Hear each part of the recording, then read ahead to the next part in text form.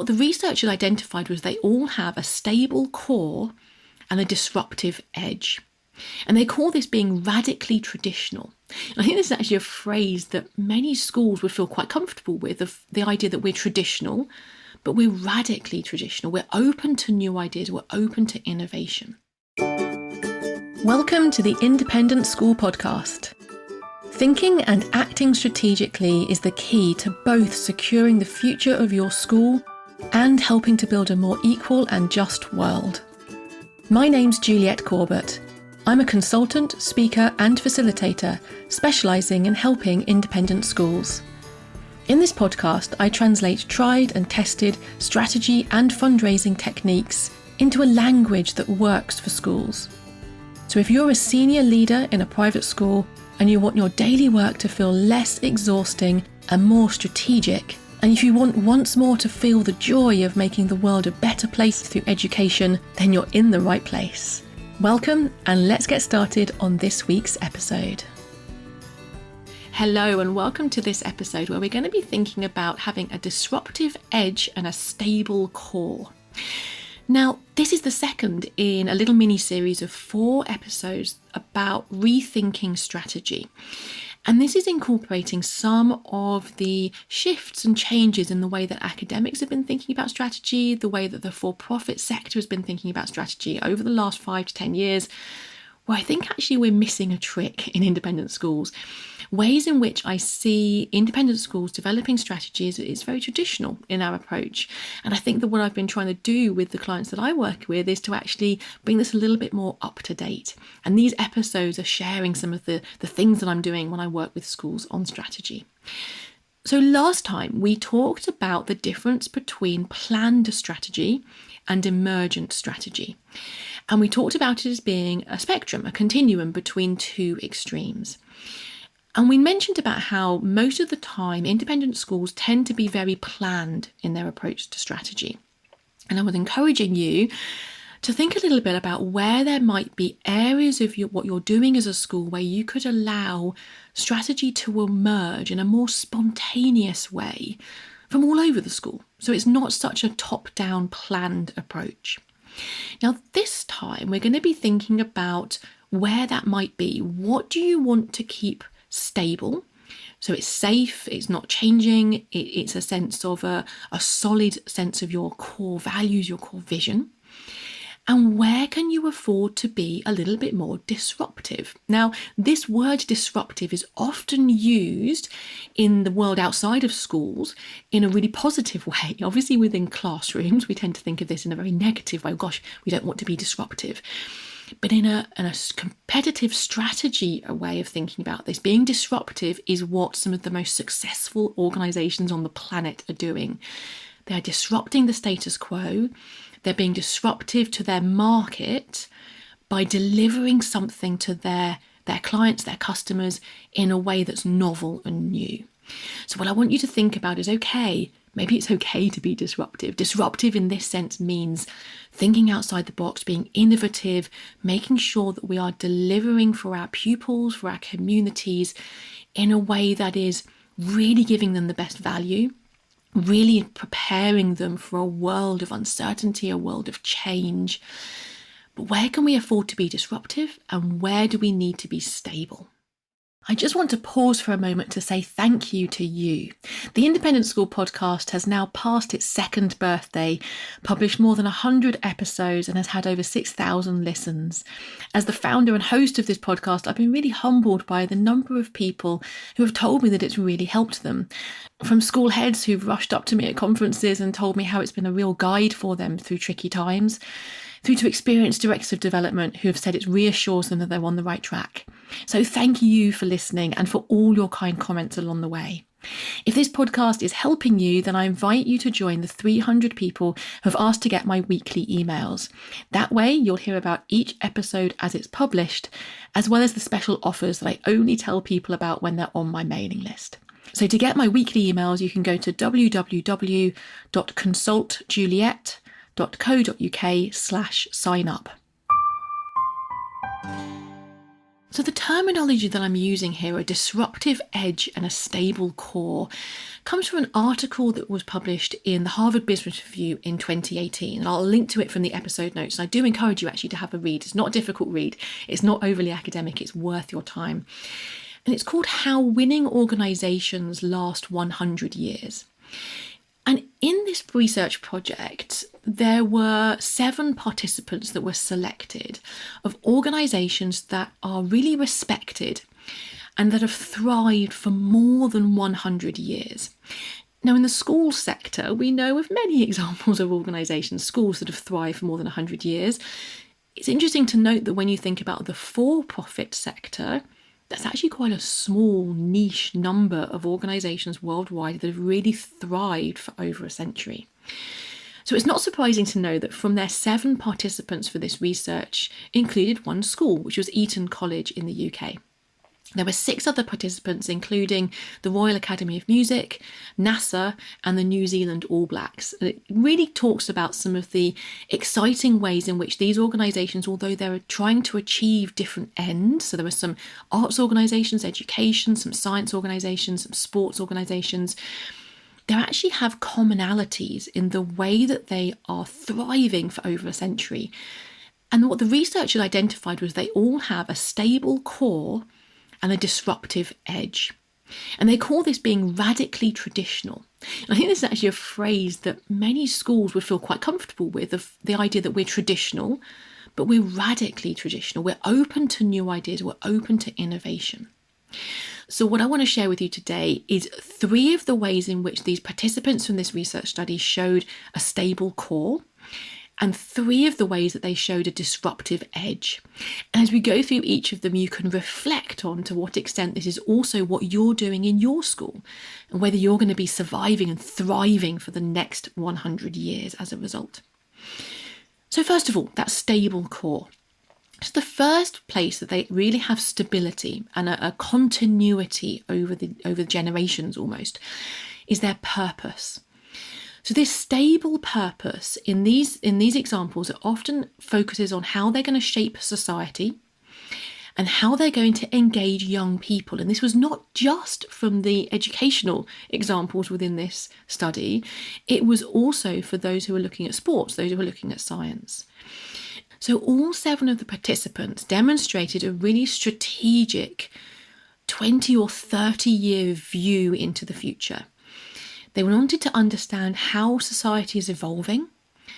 They wanted to understand how they can shape that evolving society and the role they need to play. And they really took a strategic approach to understanding how they could get the talent so that they employ the right people to enable them to achieve this 20 and 30 years out. So that stable purpose gave them a really stable vision, if you like, for what they're trying to achieve within society over 20 to 30 years. The other area that they had stability was in their leadership, their stable stewardship of the organisation. And interestingly, the length of tenure for leaders within the 7 organisations that this research looked at was over 10 years. And it also tended to include a really quite substantial handover period from one leader to the next. So having stability in that stewardship of the organisation, in that leadership of the organisation, was also identified as being something that's really contributing to success. And then the third area of stability was in their openness. So they had a stable sense of our purpose in society is to be open. We perform in public and we help others. And this idea of performing in public was really important to these 7 organisations. There was a sense that people are watching. We can't do anything behind closed doors because our reputation is global enough, is rosy enough that others expect us to do the right thing. When they're then performing in public and being open about what they're doing, it means they have to raise their game. They have to elevate their thinking to really being the best at what they're doing. They raise their profile and they're encouraging everyone in the organisation to perform at their best because they are in a global leading organisation. So that idea of a stable core, you have a stable purpose, you're stable in your stewardship, and you're stable in your sense of openness to the world. Now, there were also commonalities in the areas in which each of these 7 organisations that were all over 100 years old have a disruptive edge. Now, there was a sense that it's fine to be stable, it's fine to have a stable core. In fact, it's very important to have a stable core. That's your traditional side of things, but that is not enough. If you just have your stable core with nothing else, you become irrelevant over time. You can't survive and thrive for more than a century because you're not shifting and changing with the times. So there were 3 areas that these researchers found that each of these 7 participants had a disruptive edge. And the first of these was encouraging and engaging with disruptive experts. So all 7 of these organisations actively sought new ideas and collaborations with world-class experts, and not just in the fields in which they themselves are performing at a global level. So, for example, one of the participants was British Cycling. And there's a classic example within British Cycling about the way that they elevated their performance was to bring in experts from all sorts of other non-sporting worlds and learning from what they were doing within those other spheres within society, within the economy. So these 7 highly successful organisations all were bringing in disruptive experts and seeking out new ideas from others who were also globally leading the way, but not always from just the sector in which they're working. Secondly, there was something that the authors called disruptive nervousness, which is actually a really interesting phrase, I think. Disruptive nervousness they define as being better, not bigger, and tirelessly tweaking what it is that they're doing. So first of all, it's not about getting bigger and bigger and bigger. It's about getting better at what you do. And one of the participants beautifully articulated this idea that we need to be big enough to have the impact that we seek to have on society, but we don't need to be any bigger than that. If we're having the impact we want to have, there's no benefit in scaling forever bigger. So this sense of disruptive nervousness, we want to be better, but not necessarily bigger, was something that all 7 of the participants had in common. And then there's also this nervousness around tirelessly tweaking what they're doing. And there was a really interesting quote from the article, which is, if you're not making mistakes, you're not being innovative enough. If everything going well every single time, you're not stretching yourselves as an organisation beyond your comfort zone enough. So all 7 of these organisations shared this disruptive nervousness. And then finally, in the disruptive edge, the authors noticed that all 7 of these participants encourage disruptive accidents. Again, an interesting phrase. We don't normally look for accidents when we're thinking about strategy. But they were encouraging a sense of people moving and bumping into each other and living like a family within their organisation, making them walk around, making them work on different projects together, mixing the people up a bit, making them bump into each other. What that does is encourages them continually to cross-fertilise with ideas, with enthusiasm, with what's working, what's not working. How can we solve the problems that are emerging spontaneously? By having multiple viewpoints and bumping into each other and solving each other's problems as we go. And there is also this sense that we continually question each other. We live like a family. So there is a continual challenge, not a kind of an aggressive challenge, but a constructive sense of questioning, challenging what each other's doing, sharing problems, sharing ideas and opportunities on a daily basis, not just at strategy sessions once a year, but on a continual process throughout the year. Now, what this talks about, it doesn't actually talk about in the article about how this connects to strategy, but when I read this, I immediately see that this has a massive overlap with what I was talking about last week, thinking about how schools could be more emergent in their approach to strategy. So we don't want to throw away our strategic plans. We talked last week how it's important to have an element of planning in our strategic process. But if we want to create a little bit more spontaneity around emergent ideas as well, we need to encourage this disruptive edge. So I think there's really important lessons to be learned here for independent schools.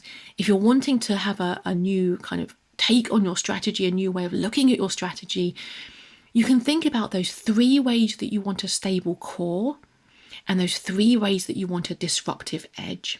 And in actual fact, in the article which I've based this episode on by Melson and Goddard within the Harvard Business Review, which is linked from the notes, as I said, they pose you with questions. So you can actually go through each of these areas and pose questions to yourself. I really recommend going and having a look at that article. The other thing that I recommend you do is, if you're finding these episodes around rethinking strategy interesting, is to download the research report that I created a couple of years ago called Rethinking Strategy in Independent Schools. And the link for that is on my website as well. And basically that report was my way of researching the kind of the academic literature and then adapting it specifically for independent schools, so that I was able to make sure that what I'm delivering when I do away days, when I work with senior leaders on a monthly basis in our strategic advice calls, I'm able to adapt some of the best practice strategy thought that's out there in the academic world, in the for-profit world, into a language that works for schools. So that's it for this week. I'll be back with you again next week with another area that I think we should be rethinking strategy. Have a great week in the meantime. Bye-bye then. Thanks for listening to the Independent School Podcast, the podcast that helps senior leaders in private schools to think and act more strategically, both because they want to secure the future of their school and because they want to help build a more equal and just world. You can listen in everywhere that podcasts are available. And if you want to catch up on previous episodes or follow any of the links that I've mentioned today, just head over to www.consultjuliet.co.uk/podcast.